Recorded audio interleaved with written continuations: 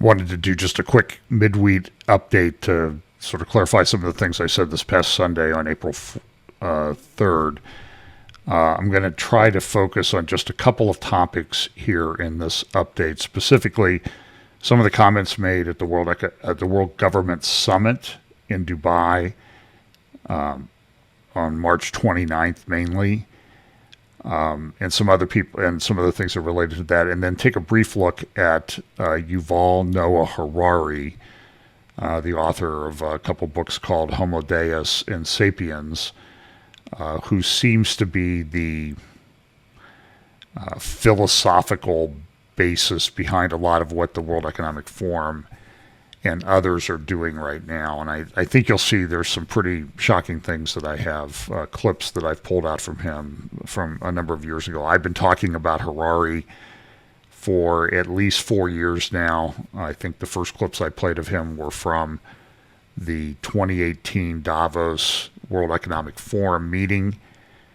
And as I dig further into it, I'm more and more concerned, as are a lot of others. So I think that's a pretty important part of this. So I'm going to play a lot of clips today in this update, but I want you to see what the people that are running things, and when they go to their big meetings, what they're talking about and how they're covering these things. So as you know, these are some of the channels we're on. I talk each week about the convergence of events that are happening, that things seem to be happening very, very quickly. I use this grid, as I've mentioned many, many times before, that as we get closer to the end, we'll see things that are talked about in the prophetic scriptures. They'll be accelerating. They'll be converging. But there's also a logistics aspect to how these prophecies come about. And I think you'll see some of the foundations of that being made, and then understanding. We'll know, I think, better as we get closer. We'll have a clearer vision of what is actually happening and going on. And this is consistent with what it says in Daniel chapter 12, verse 8, 9, and 10. And I heard, but I understood not. Then I said, O my Lord, what shall be the end of these things? And he said, Go thy way, Daniel, for the words are closed up and sealed till the end of time. Many shall be purified and made white and tried, but the wicked shall do wickedly, and none of the wicked shall understand, but the wise shall understand. So the first thing I want to take a look at is the World Government Summit that took place a week ago in Dubai, in the United Arab Emirates. It was a collection of a 3-day conference. They had a lot of different sessions. So I'm going to play a little bit of what I played on Sunday because I want to put it into context. So here's the first video that's sort of one of the World Government Summit promo videos. It's easy to talk about this, by the way, and say the World Economic Forum, because you'll see that a lot of the same people are involved in the World Government Summit that are involved in the Davos World Economic Forum meetings. And so there's a real synergy there, of course, and they are the same people, as a matter of fact. So here's a promo video about the World Government Summit. The world as we know it has changed. Altering our current path to the future requires a strong and proactive leadership. The global economy is in transition. Now is the time to come together as governments, as nations, as people. Putting nature at the heart of how we innovate will make us ready for the final frontier. Putting people at the heart of robotics will create a better tomorrow between AI and society. The World Government Summit will enable nations to come together and take accountability. We cannot continue to destroy our environment. We are here to shape the future. Build a better tomorrow by taking action here and now.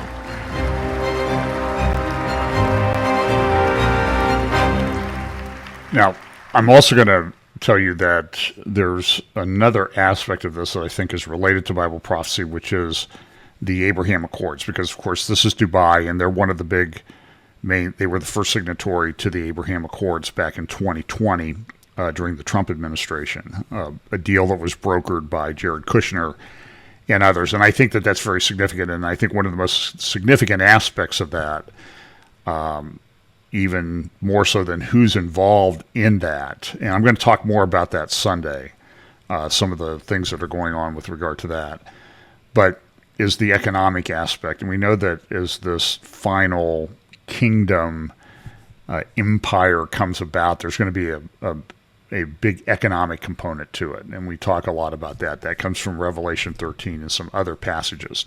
So here's another promo video to show how these things that people come up with, these ideas like the metaverse, are also related to things that are going on at the World Government Summit. That's the name they chose, not me. What is the metaverse? Companies are pouring hundreds of millions of dollars into the vision of the metaverse. Bitcoins were created in 2009. Facebook has acquired Oculus VR for $2 billion. Fortnite, it's more than just a game, it is a pop culture phenomenon. Microsoft Mesh connects the physical and the digital worlds, allowing us to transcend the traditional boundaries of space and time. Our company is now Meta.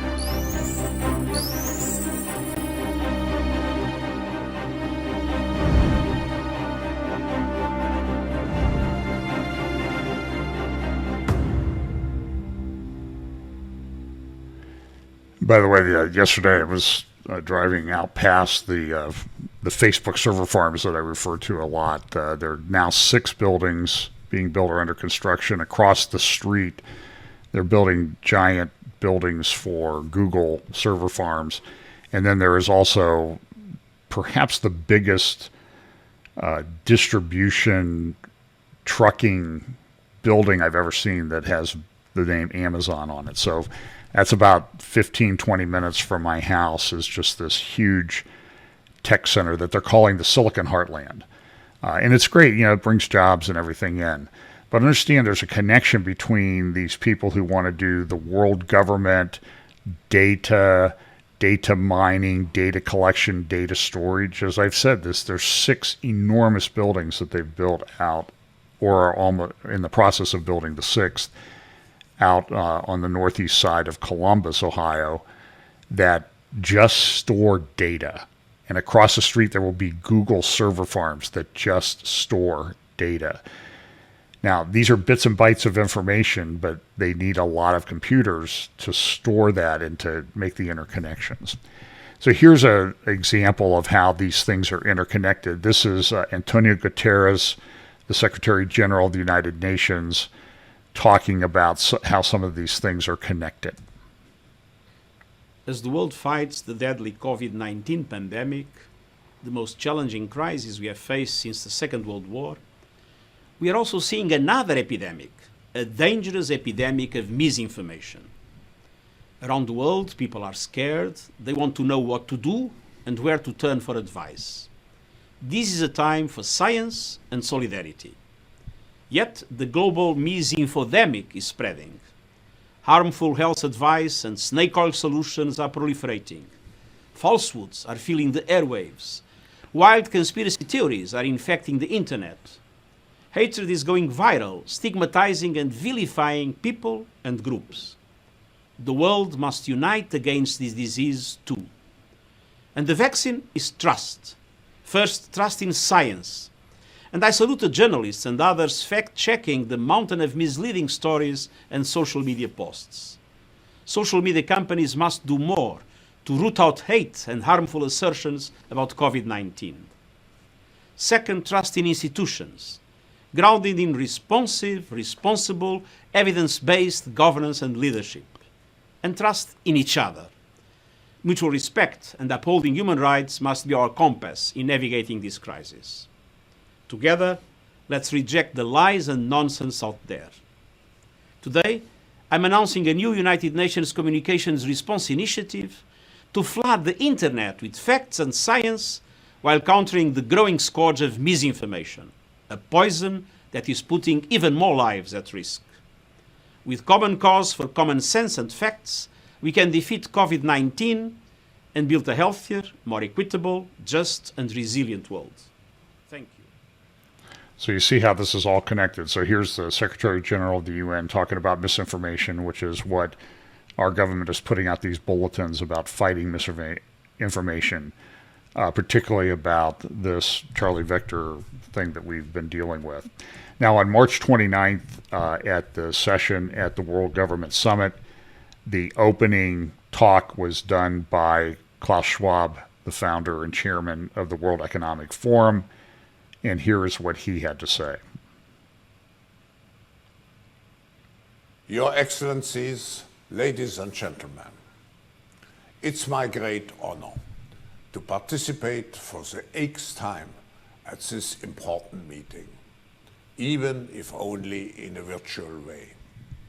I would like to express my high respect to His Highness Sheikh Mohammed bin Rashid Al Maktoum for having taken the initiative for creating such an important global platform for governments shaping the future. I also want to congratulate Dubai for having organized such a successful World Expo despite all the repercussions of the global pandemic. Last November, in partnership with His Excellency Mohammed Al-Gargawi, we brought together 60 top intellectual thinkers here in Dubai. Thank you to His Excellency for enabling this initiative to define a longer-term narrative to make the world more resilient, more inclusive, and more sustainable.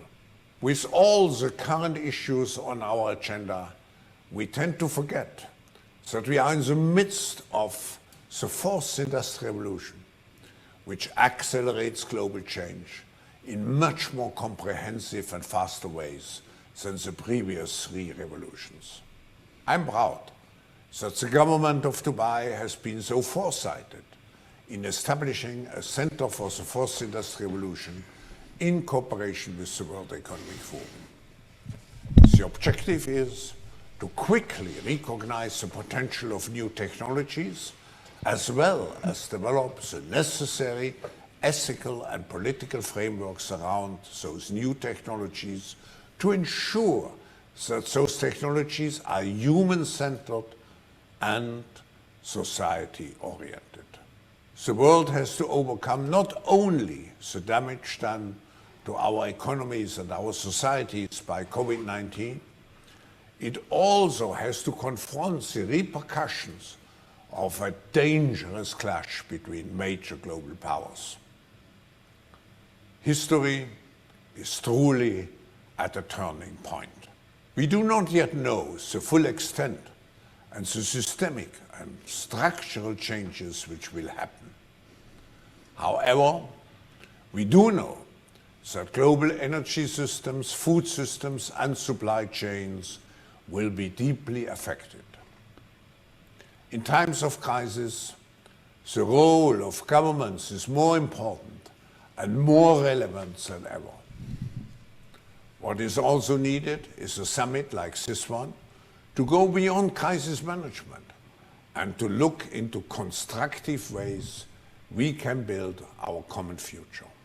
Our futures are intrinsically connected to one another, as the profound challenges to mankind, such as climate change, are globally interconnected and require collaborative responses. In conclusion, and despite all the challenges, we have to uphold our responsibility, which we have towards the next generation, and which we can only fulfill through collaboration on a national and on a global level. I wish you an impactful and successful meeting. And so Schwab is an author of a number of books shaping the future of the Fourth Industrial Revolution. Then during the midst of the pandemic, he came out with a book called The Great Reset, and immediately everybody said, oh, it's just a conspiracy theory and that type of thing. But then you see all the leaders of the world talking about that, and you're going to see the leaders of the world using sort of the same language in the next few videos that I play. And then you also heard Schwab mention narrative, the great narrative for a better future. So they want to create the story, our future. This is very similar to what the emerging church did. Some of the books of Brian McLaren that talked about narrative. That's the narrative will determine the truth that we're going to see in the future. Back in 2019, Schwab talked at the Chicago Council on Global Affairs, and this is what he had to say about the Fourth Industrial Revolution at that time. And now, the Fourth Industrial Revolution is not just a prolongation of this digitalization, it's much more. It's a combination of technologies. It's not just the digital technology. Just think of genetics, think of brain research, and so on. And the power of the Fourth Industrial Revolution comes from the combination of all those technologies. Actually, I was saying it's at the end what the Fourth Industrial Revolution will lead to is a fusion of our physical, our digital, and our biological identities. So you're going to, when I play some clips from Yuval Noah Harari, who's sort of the, as I said, the philosophical infrastructure for the World Economic Forum and some of these things that are going on with the development of technology. And I think you'll be fairly shocked as you see some of the earlier things that he had to say back when he first sort of surfaced back about 8 years ago. But you see that this is talking about the fusion of biological and information and data information, because this is all based on artificial intelligence. We're going to build a better humanity. It's just as a preview, Harari talks about having intelligent design to move along human evolution. Now he's an atheist, he rejects God, and you'll see that when we get to that. But the other thing that happened at this World Government Summit was this session. This is really the only one I'm going to focus on. It was 3 days. A lot of the technological and governmental elites were there to talk about these things. They had panels, they had speeches, they had programs. But this is an interesting program. Becky Anderson at CNN moderated a discussion with Fred Kemp, who's president of the Atlantic Council, Pippa Malmgren, who's an economist and former U.S. presidential advisor. Her father was as well. George Friedman from Geopolitical Futures, and then Dr. Anwar bin Mohammed Gargash, who is a diplomatic advisor to the ruler of the United Arab Emirates. And it's very interesting. United Arab Emirates is very involved in a lot of the technological infrastructure, digital identity, and that sort of thing, digital passports. A lot of that is emanating from the Emirates there, the United Arab Emirates. So here's the opening session of Are You Ready for a New World Order? Now it's interesting, when I think it was Glenn Beck put up videos from this conference, some of the same ones that I'm going to use. He got flagged with you need to take this New World Order thing in context. It might be misinformation. So I'm only going to play for you the words that they say, because we are, and show sort of, I've done a mashup with some other comments from President Biden that he gave, and you can see how the same language is sort of is sort of being peppered throughout all the different discussions. They all use the same ones, mainly New World Order, mainly inflection point. But here's Becky Anderson with her introductory remarks at the Are We Ready for a New World Order session.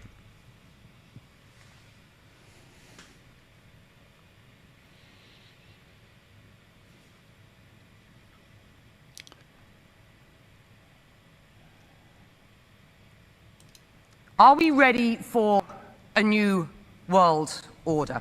And now is the time when things are shifting. There's going to be a new world order out there, and we've got to lead it. And we've got to unite the rest of the free world in doing it.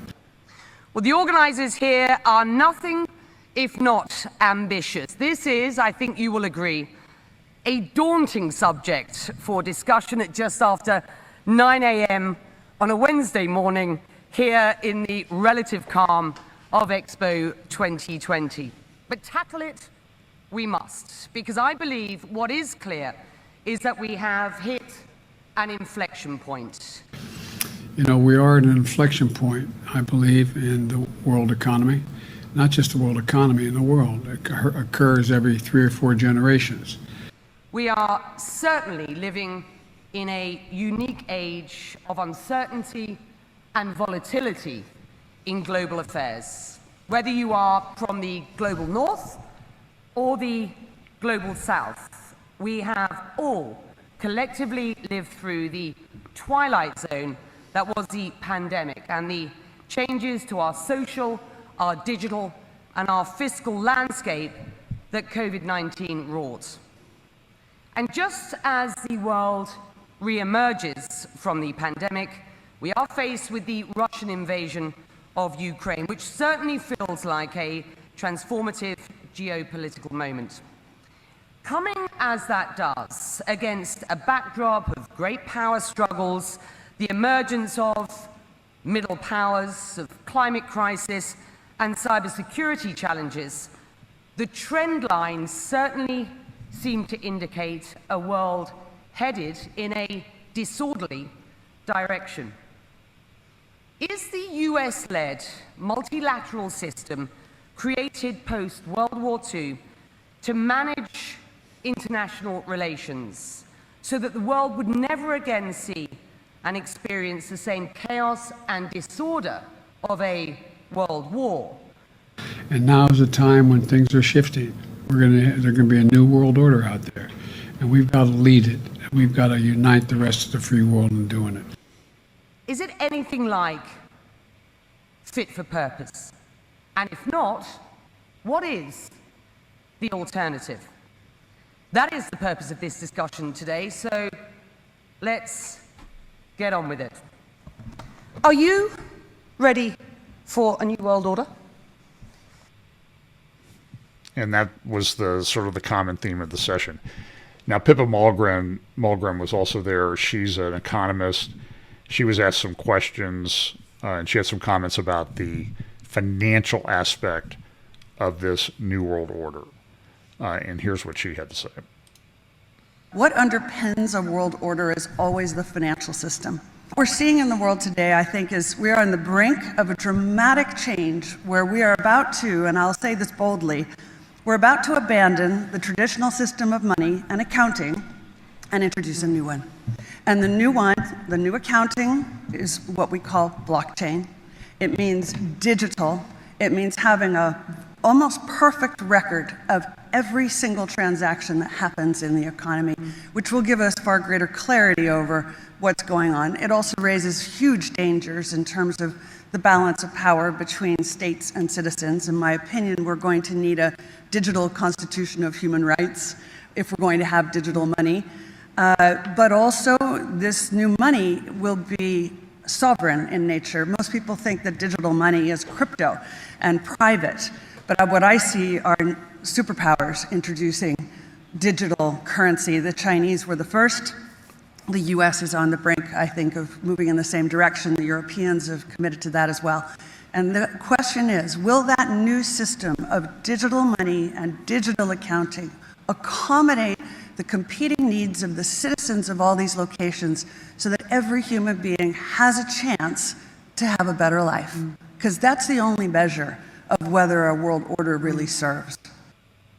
So it's interesting that you saw a little pop up there in the video. That's a bill that was introduced into Congress, I believe a week ago Monday, or 2 weeks ago Monday. On March 9th, President Biden put in place an executive order saying we need to study digital money, digital currencies. They're called central bank digital currencies, CBDCs. I'm sorry, CBDCs. The problem with these is that they're also being touted as programmable, which means they'll be able to control how you're able to spend your digital money just by the flip of a switch. And this is tied into the social credit system. Fred Kemp, also following the conference for CNBC, wrote an op-ed, "A New World Order is emerging and the world is not ready for it." Now, in his session at in his comments at this session at the World Government Summit, he had this to say about his mentor and sort of how he was oriented. He's president of the Atlantic Council, and he's talking about now with the conflict between over Ukraine with Russia, the world order is changing, and he says the new world order is emerging. The world's not ready for it. I'll read some of his comments from this article, but first, here are some of where he's coming from and how he's thinking. Comments from the World Government Summit by Fred Kemp. My mentor on issues of world order is Henry Kissinger, so I'll try to channel him. And forgive me, Dr. Kissinger. His answer would be, what do you mean no new world order? We have not had a world order yet. What we've had is we've had a Western order that was imposed on the world. And so the first world order in modern times, or somewhat modern times, was 4 centuries ago with the Treaty of Westphalia, ending a century of conflict, the 30 Years' War. And it wasn't a great moral thrust, it was just recognizing the world as it was. If you look at what we're trying to create right now, we're, I would say, at an inflection point in history, as important as the end of World War I, where we got the effort at world order tragically wrong. We ended up with millions of dead, the Holocaust in World War II. As one of the top military people said to me in a secure meeting the other day, 60 million people died between 1900 and 1946. And since then, we established a liberal world order. And after World War II, we got more right than wrong with the creation of the International Liberal Order and the United Nations and the Bretton Woods system and the European Coal and Steel Community, NATO, etc. And then the Soviet Union fell. And then the Cold War, we thought it was the end of history. And we thought that everyone could fit into this system that had been created. And it worked for a while, but not everybody came into it. But China grew. China certainly took full advantage of being part of the global system. Russia did not. Russia became more of an outlier. And I think where we are now, and this gets to your question, Becky, of a new world order, is it can go in 2 directions with the war in Ukraine now being a decisive element. Either the jungle is back, as the historian Bob Kagan talks, and that we can go into a darker era, or we could go into an era, because of the advances of science, advances of technology, that could be one of the most prosperous, promising, progressive, enlightened, moderate, modern eras that we've ever faced.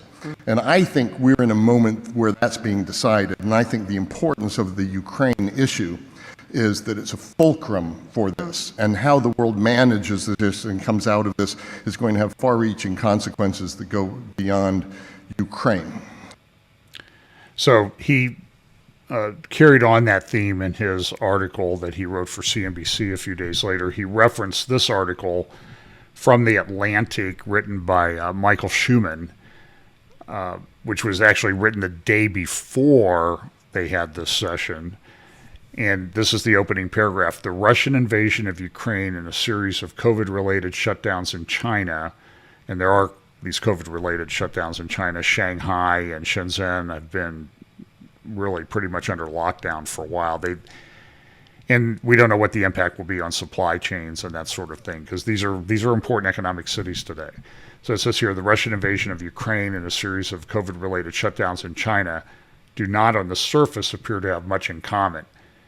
Yet both are accelerating a shift that is taking the world in a dangerous direction, splitting it into 2 spheres, one centered on Washington and the other on Beijing.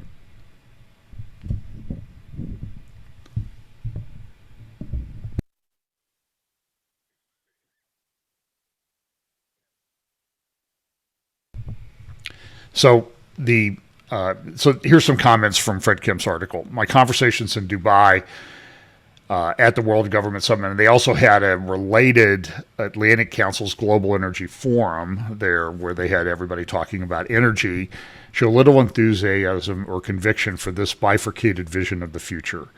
The Middle Eastern participants have no interest in abandoning relations with China, the leading trade partner for Saudi Arabia and the United Arab Emirates, or breaking with Russia, which established itself as a force to be reckoned with when it saved Syrian President Bashar al-Assad through its military intervention in his war. I'm going to close this update with some sort of a preview of Sunday that relate to this Russia involvement in Syria, because I think it's important, and also Iranian involvement in Syria.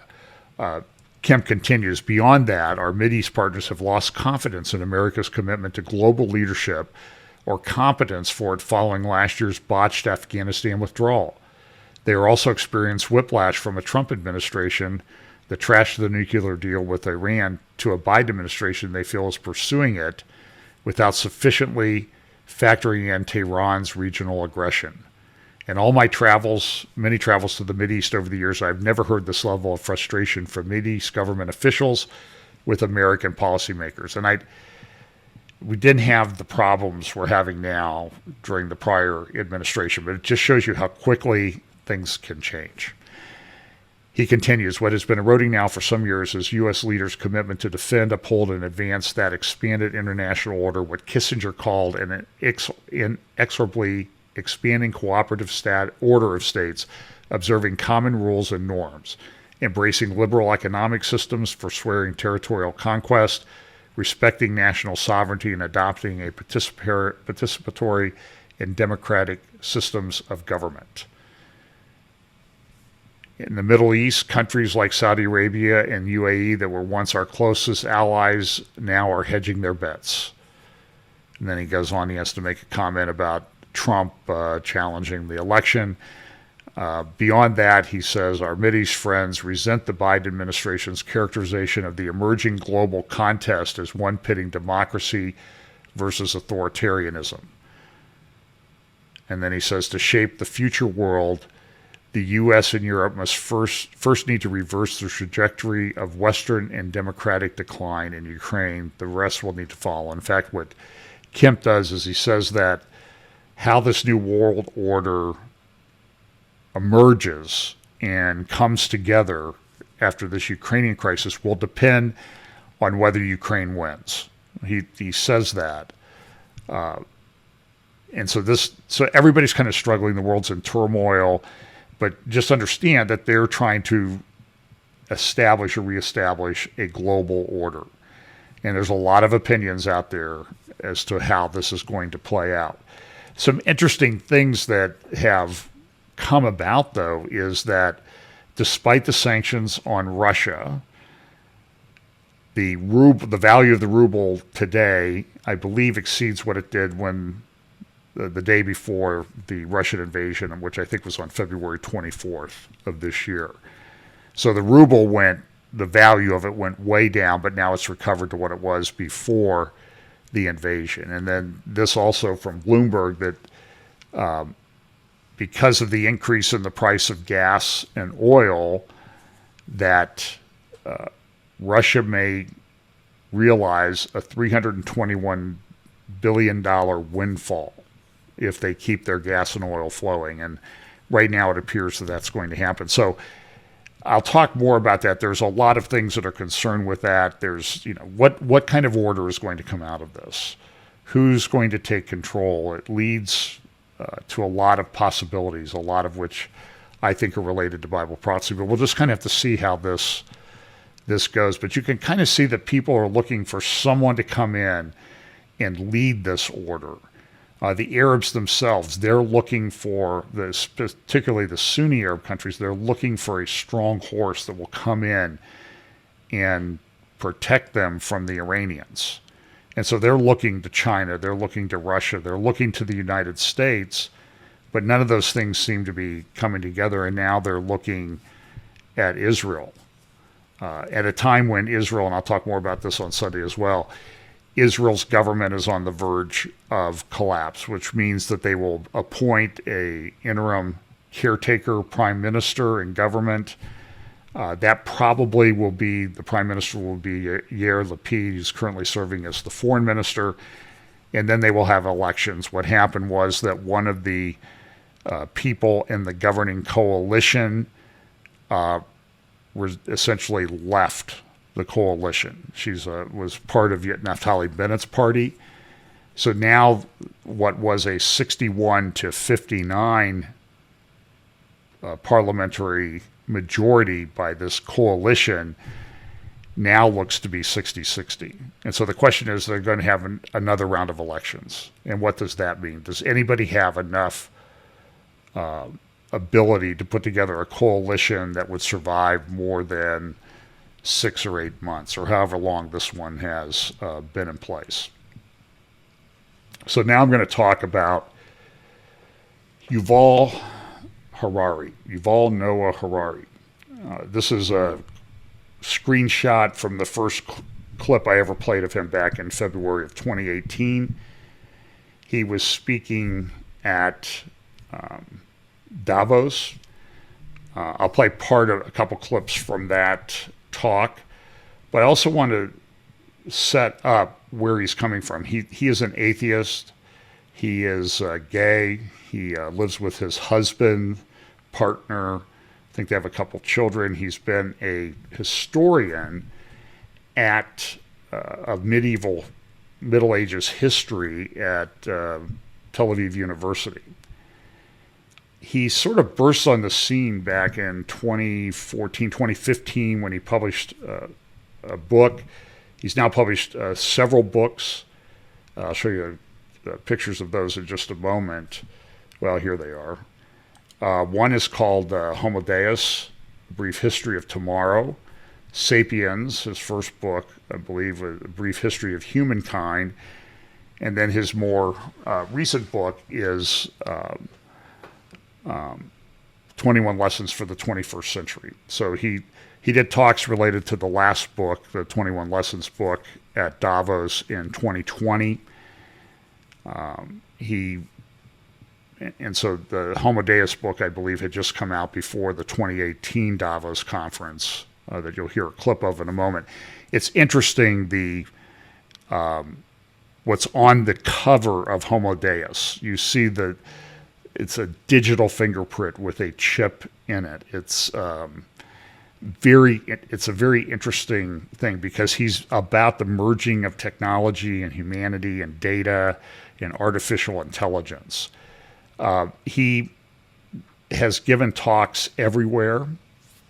He gave a talk at Google. These are talks at Google back in January of 2015. I suppose we could title the segment A Brief History of Yuval Harari. But he did a TED Talk back in 2014. And it was talking about, well, you'll kind of get the grasp of it. So you need to understand he's an atheist, believes strongly in evolution, but he believes that humans now have the technological capability to guide evolution. But I want you to see the digs that he takes at Christianity in religions in general, and Christianity in particular. Here is from his 2014 TED Talk in Israel. Humans cooperate flexibly in large numbers because humans can create imagined realities together. All other animals use their communication system in order to describe reality. A chimpanzee can say, look, there was a lion, run away. Or look, there was a banana, let's take it. Humans can use their language not only to describe reality, but also to create new realities, to create fiction. A human can say, look, there was a lion, or look, there was a banana. But a human can also say, look, there is a God above the clouds. And if you don't do what I tell you to do, God will punish you. And if you believe this fictional story, then you will do what you are told to do. And this is the secret behind large-scale human cooperation. So again, you see him sort of, he mentions this a number of times in his talks over the years, the God above the clouds. And he's sort of says it in this very dismissive way. Now, this is a talk. I had not really seen this one until this morning as I was sort of researching and doing some more background on him. This is a talk that he gave, talks at Google back in January of 2015, talking about his book. He got a gushing introduction from the person, and this is just a very brief clip from that. You can find all of this. Just Google him, search for him on YouTube, and you'll come up with all sorts of videos. I mean, I could go for hours about him, the things that are concerned. There's a lot of times where he sort of acts like he's really concerned about where all of this is going with technology and AI and that sort of thing. But then he also talks about it in terms like he's really in on it, like what they really want to do. And he really is, I think, providing a lot of the philosophical basis for what's happening. But listen to this talk that he gave at Google. There'll be an introductory part, and then I'll jump back to later in his talk. But listen to what he says about Silicon Valley and how he views what technology is doing. It's a pleasure to be here also, not only to visit Ran and Ariel, but also to be in Silicon Valley, which for me is a kind of special place as a historian. As a historian, I focus mainly on the history of ideas, ideology, mythology, religion. And I think that the most interesting place in the world today, in religious terms, is Silicon Valley. Not the Middle East, not Syria or Afghanistan or Israel or Jerusalem, but Silicon Valley. This is where the new religions that will take over the world are being formulated. It's not an electronic algorithm, but what's the difference? Well, let's go back and listen to that again, because I think it's very important, and we'll go into the part where he talks about algorithms and that type of thing, and understand that he's really into these algorithms. So here we go. Silicon Valley, which for me is a kind of special place as a historian. As a historian, I focus mainly on the history of ideas, ideology, mythology, religion. And I think that the most interesting place in the world today, in religious terms, is Silicon Valley. Not the Middle East, not Syria or Afghanistan or Israel or Jerusalem, but Silicon Valley. This is where the new religions that will take over the world are being formulated. It's not an electronic algorithm, but what's the difference? The mathematics is the same. The calculations are basically the same. What's the matter? How it is actually? Why does it matter how it is done? The second fallacy, which is part of it, is that most of these movies, not all of them, but most of them imagine it as a kind of war between humans and computers or humans and robots, when the far more likely scenario, which we are already seeing now, is not a war but a wedding. We are talking about a merger of the two kinds of algorithms, the biochemical and the electronic, not a struggle, or not necessarily. The life sciences are currently, most of them, have this dogma that, okay, we don't know how to explain it, but in 20 or 30 or 50 years, with more experiments, more knowledge, we will understand how electrochemical signals are transformed into subjective experiences. But at present, in 2015, this is just dogma. Still today, we don't have a clue how electrochemical patterns can turn into subjective experiences. Maybe the life sciences have got it wrong. Maybe humans and other animals are not reducible to algorithms. This is an open question. However, in historical terms, it's not as important as you might think, because a religion or an ideology does not have to be correct in what it says in order to take over the world. We have many cases previously in history when religions and ideologies, which said what we think today to be completely erroneous things about the world, nevertheless managed to take it over.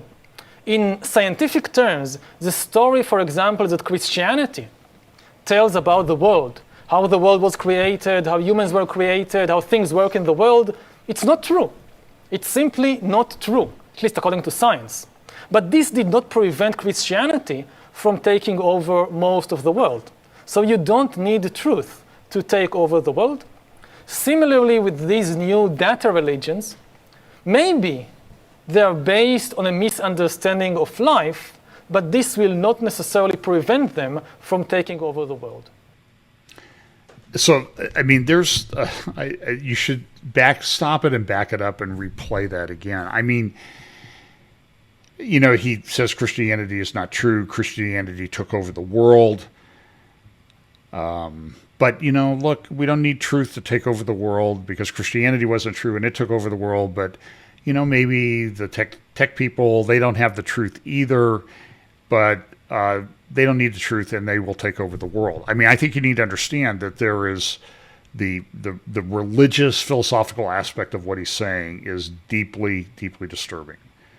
It is anti-God, it is anti-Christ, it is anti-religion, it is anti-truth. He does not care about that. And it really, once you get away from those things, the source of truth and that type of thing, it just becomes about mere power.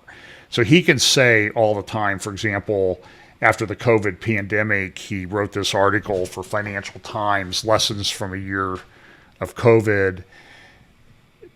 And in this article, he essentially says, well, we need to be careful. We don't want the data people the tech people to take over, and we should only use this technology for good. But what's the basis for that truth or his belief? Is it the algorithm that he believes in, that he seems to worship? It was interesting after his talk at Google. I just looked at the first couple comments. One of the best teachers in the world, without a doubt. Certainly much here to learn from the course, and it's all for free. These people restore my faith in humankind. And you see that what you see there in that comment is really what is this humanistic, tech, data-centered religion that drives Yuval Harari.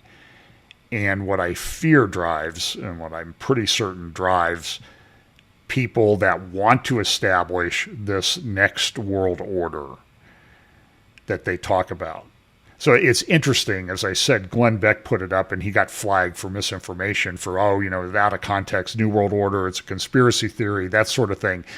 But it's interesting as you go and you can, if I just played the clips, or you go to the World Government Summit YouTube channel and look at the clips, none of the clips are flagged with a conspiracy theory because they're using the term New World Order. So they're allowed to talk about the New World Order and how it's emerging and how we're at an inflection point. Everybody uses the same language. Fred Kemp, inflection point. Becky Anderson from CNN, inflection point. Joe Biden a week before, inflection point. And then they all talk about the liberal world order, New World Order, that sort of thing. And you also notice Henry Kissinger seems to be showing up again too.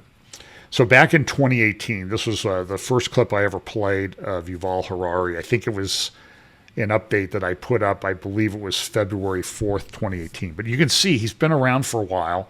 By the way, his books that he's written, I believe the first two books, Homo Deus and Sapiens, have sold somewhere between 35 and 40 million copies worldwide. So this man is very, very influential. And you will see Becky Anderson when she introduces him, or not Becky Anderson, but one of the editors at the Financial Times who introduced him at Davos 2018 said, I've been reading this guy, and I saw him in a room with Angela Merkel, and she had read him and that type of thing. So he's very influential. So you understand what he's doing. So here's a couple clips from him from Davos 2018 World Economic Forum. His title of this talk was, Will the Future Be Human? It's interesting, and I don't know if I have this clip in it, but during this, so I'll just tell you what he said. What he said was, he's a medieval Middle Ages historian. That's his area of expertise. And he said, the interesting thing is that back in and I'm paraphrasing him, back in the Middle Ages, the serf, the lowest person in human society class-wise, provided value to the lord of the manor. He cleaned out the stalls. He helped tend the fields, that sort of thing. But he said now we're coming to a point where, in this Financial Times article, he makes the point that, it used to take farm labor to harvest fields and stuff, and now you get one combine, you program it with the right kind of chip, and one combine can do multiple fields, and you don't really need to worry about the human factor. And in his talk in Davos, he said, what happens when these people have no redeeming value for humanity? And I think it's an important thing to talk about. I appreciate him bringing it up, but the question is someone who believes that the new religion is going to come from the technocracy of Silicon Valley, is that the one you want making those decisions? So I agree with the language. We really are at an inflection point, a prophetic inflection point, if you will. So here's Yuval Harari from Davos 2018. Within a century or two, Earth will be dominated by entities that are more different from us than we are different from Neanderthals or from chimpanzees. Because in the coming generations, we will learn how to engineer bodies and brains and minds. These will be the main products of the economy, of the 21st century economy. Not textiles and vehicles and weapons, but bodies and brains and minds. Now, how exactly will the future masters of the planet look like? This will be decided by the people who own the data. Those who control the data control the future not just of humanity, but the future of life itself. Because today, data is the most important asset in the world. In ancient times, land was the most important asset. And if too much land became concentrated in too few hands, humanity split into aristocrats and commoners. Then in the modern age, in the last 2 centuries, machinery replaced land as the most important asset. And if too many of the machines became concentrated in too few hands, humanity split into classes, into capitalists and proletariats. Now data is replacing machinery as the most important asset. And if too much of the data becomes concentrated in too few hands, humanity will split not into classes. It will split into species, into different species. Now, why is data so important? It's important because we've reached the point when we can hack not just computers, we can hack human beings and other organisms. There is a lot of talk these days about hacking computers and email accounts and bank accounts and mobile phones, but actually we are gaining the ability to hack human beings.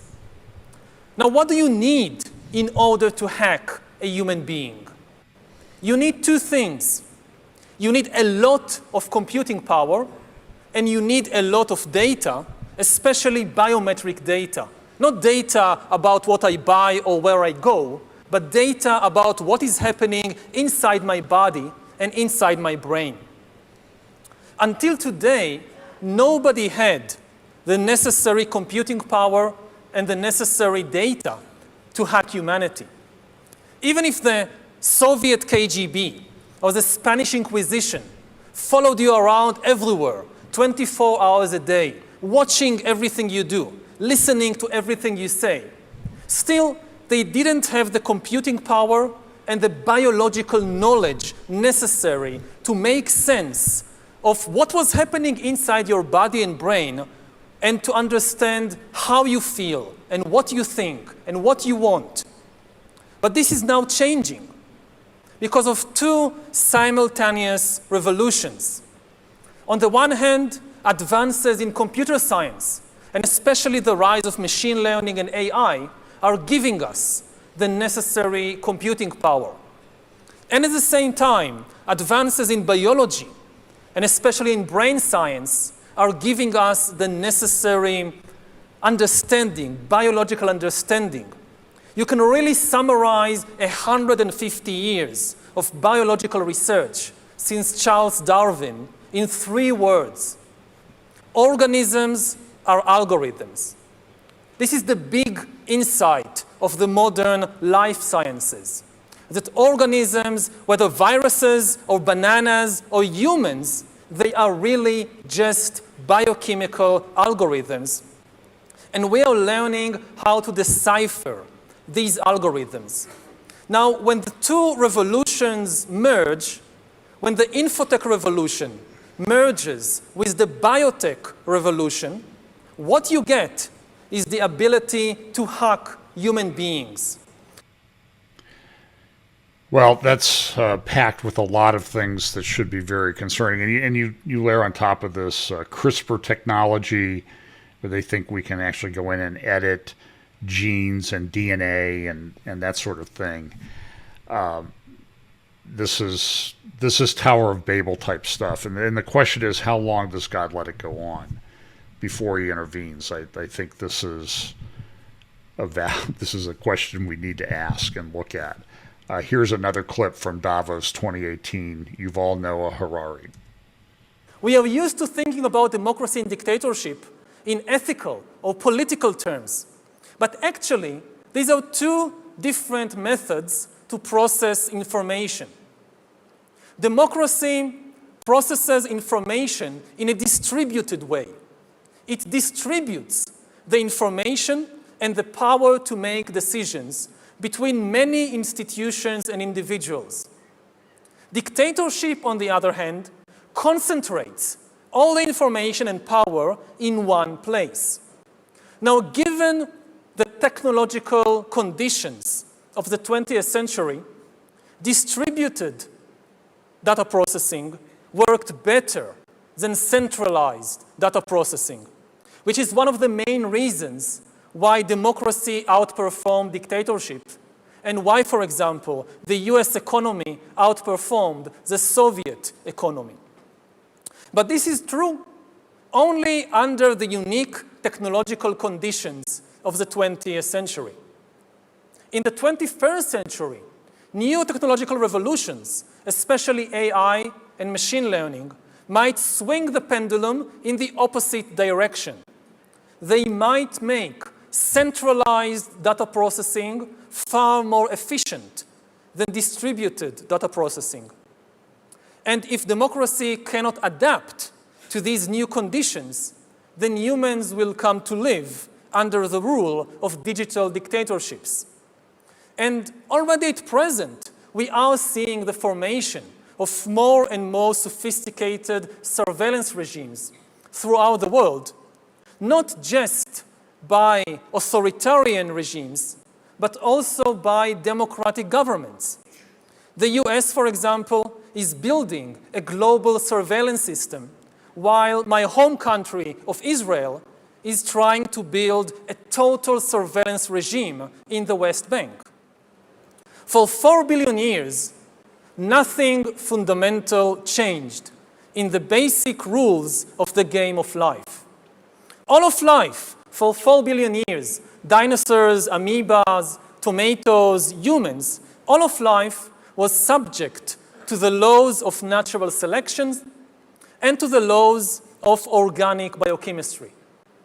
But this is now about to change. Science is replacing evolution by natural selection with evolution by intelligent design. Not the intelligent design of some god above the clouds, but our intelligent design and the intelligent design of our clouds, the IBM cloud, the Microsoft cloud. These are the new driving forces of evolution. And at the same time, science may enable life after being confined for 4 billion years to the limited realm of organic compounds. Science may enable life to break out into the inorganic realm. I think maybe, again, to try and focus it, you talked about different exchanges in the world. Maybe the most important exchange in this respect will be in healthcare. the big battle over what we today call privacy will be between privacy and health. Do you give access to what is happening inside your body and brain in exchange for far better healthcare? And my guess is that health will win, hands down. People will give up their privacy in exchange for healthcare, and maybe in many places they won't have a choice. I mean, they won't even get insurance if they are unwilling to give access to what is happening inside their bodies. Right. So another big exchange that will not involve money, but still be very, very important. Last quick question, then we must wrap, sadly. When it was all about land control, the elites essentially had feudalism. We called it feudalism in history. Mm-hmm. When it was all about the industrial machines, we had capitalism and Marxism. Have you thought of a word to describe this new world of dataism? Yeah, I tried dataism, but I don't know. I mean, words have their own life, and what word catches and what word doesn't, it's really a coincidence. Well, maybe answers on the postcard if anyone in the hall has an idea, or tweet it out, or send them an email, or whatever digital communication you like. But anyway, on behalf of everyone here, I can see from the faces, people are actually not looking at their mobile phones. They're actually looking at you. They are rapt. That is quite an achievement. And thank you very much indeed for both inspiring us and terrifying us. Thank you. Thank you, Gillian. Thank you. Right. I mean, this is, there's a lot to unpack. And, so to put this into the prophetic context that we talk about a lot, the mark of the beast, the rising system, and you see that in many respects, Yuval Harari is a prophet for this new order that people want to put in place. I don't think there's any other way to describe it.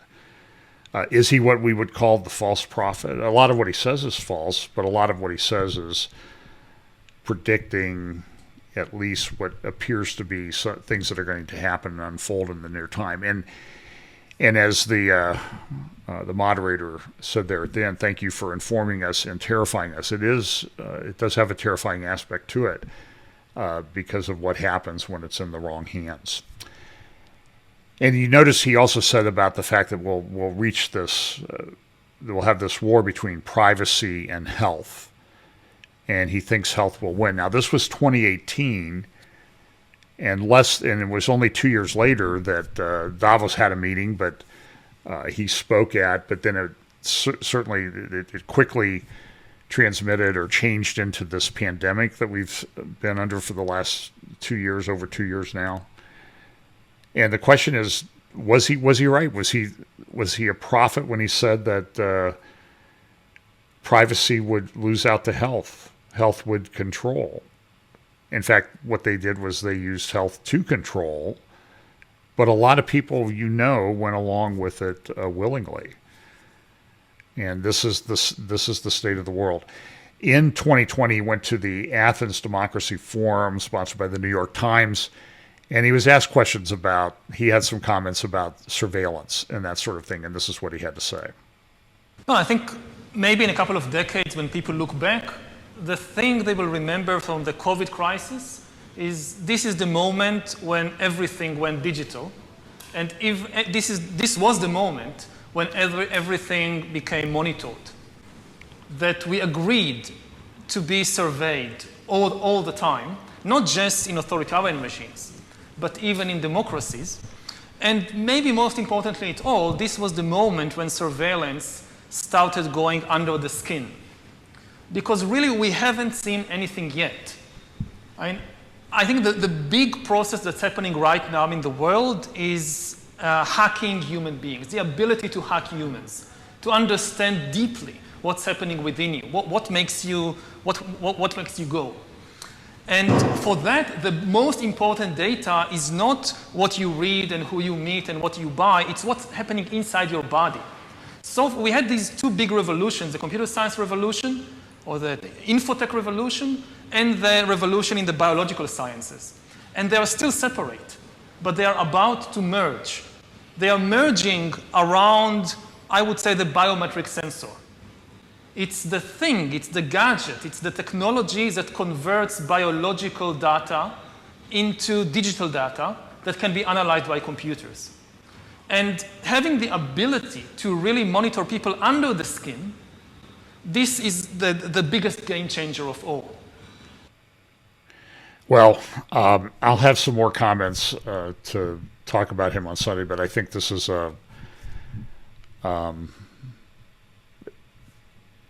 it's expected in the sense that we knew something like this was coming. I don't think we really understood fully until we've gotten into the middle of it exactly what it was going to be like. And people have been working at this for over 100 years. I mean, the Dulles brothers and others were trying to establish a world order. And now we see it, and we see this conflict in Ukraine. Now, I'm just going to bring up, this as a little bit of a preview of Sunday. This is an article at Israel Hayom. Israel concerned about the democratic shift that Iran is moving closer to the northern border of Israel, particularly the Golan Heights. And I just saw something this morning from the UN that they're really coming after Israel on the Golan Heights. And Israel itself is concerned about the security situation in the border areas of Syria because of the shifting demographics. What's happening in the demographics is somewhat similar to what's happening with the demographics in Ukraine. At the beginning of the Syrian civil war in March 2011, 10 years and a month ago, the population of Syria was just under 22 million. About 60% of the population were Sunni Muslims. About 10% or so were Alawite Muslims, which is sort of related to Shiite Muslims, and 4% were Shiites. Now, Iranian Islam is mainly, at least the mullahs that control it, are Shiite Islam. So that's why there's this sort of religious affinity, well, I don't think he's very religious at all, between Assad and Iran. But Russia came in, and so Syria had about 22 million people. Syria's population now, at least under the areas controlled by Assad, and that's most of it, is about 10 million people. So that means half of the country does not live today where it lived 10 years ago. And the mix of it has changed. They got rid of the Sunnis, and they've put in place more control for the Alawites and the Shia. The Alawites now are 40% of the population of Syria. And the Shiite Muslims, they say, are 10%. I think I take it back. It's 30% Alawite, 10% Shia, but I think that number is probably underestimated. Back in 2016, and so I've got a clip of General Breedlove, who was the NATO Supreme Commander. He's testified before Congress about the Syrian situation. Again, he was the Supreme Commander of NATO, and you can reach all your conclusions whether he's telling the truth or not. I think what he's telling is true as to what happened with the Russian involvement in Syria resulted in a major demographic shift in Syria. That has prophetic implications. What's going on now, though, in Ukraine is a similar demographic shift. Anywhere from 25% to a third of Ukrainians don't live where they lived 6 weeks ago. And a lot of people are leaving. A lot of people are leaving Russia. So there's these huge demography problems everywhere. China has a demography problem, but Ukraine probably has the biggest demography problem of anybody in Europe outside of Russia. I mean, they're both in bad shape. So it appears that what Putin has been able to do, he's been able to go into certain areas, pretty much destroy the infrastructure, and people have left because they don't have any place to live. This is exactly what happened in Syria. I'm going to play you a clip of General Breedlove's opinion as to what was going on in Syria after the Russian involvement, and that is overlaid by the clips of the destruction. You'll see Damascus, you'll see an area called Ghouta, and you will also see Aleppo, which was the largest city. It may still be the largest city in Syria, but you will see. So the first images you'll see in this video that's playing behind General Breedlove is what has happened to Syria. And I want you to say is compare what Syria looks like with what you see about areas of Ukraine.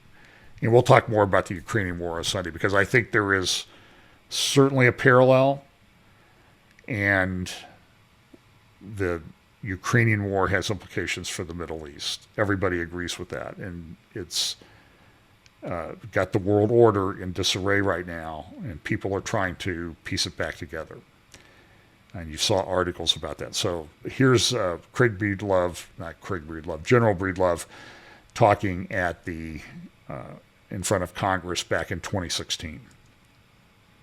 Russia's entry into the fight in Syria has wildly exacerbated the problem, changing the dynamic in the air and on the ground. Despite public pronounces to the contrary, Russia has done little to counter Daesh, but a great deal to bolster the Assad regime and its allies.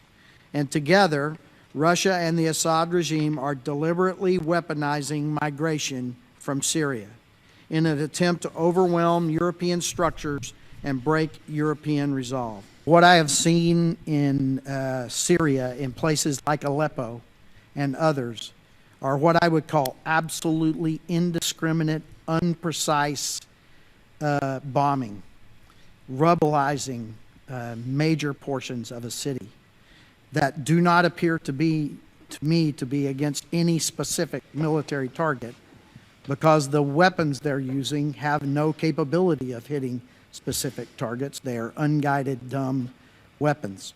And what I have seen in the Assad regime from the beginning, when they started using barrel bombs, which have absolutely no military utility, they are unguided and crude, and what are they designed to do is terrorize the public and get them on the road.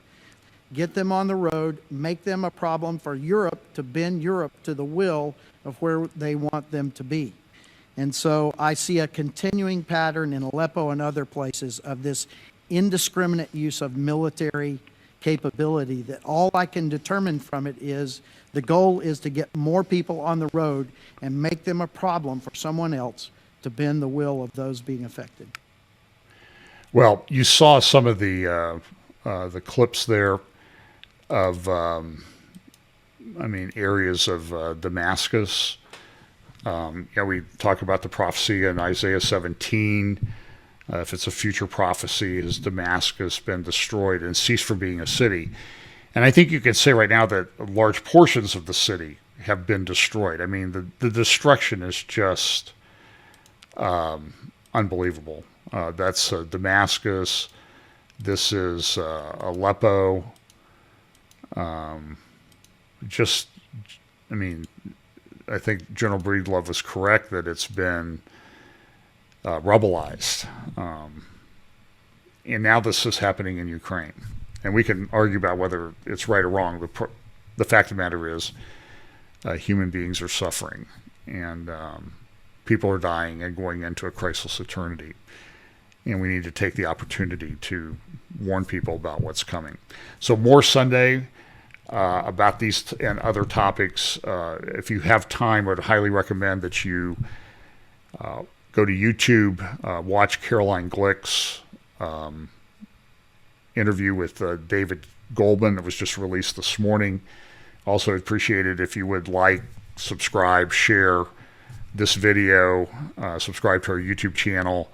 We're also on Rumble. I don't know if I'll post this one on Rumble, but in any event, very interesting times that we live in. Some things that, admittedly are disturbing, even terrifying, but they were what the prophets told us the world would be like before the Lord returned. So thanks for watching, and God bless. We'll talk to you on Sunday.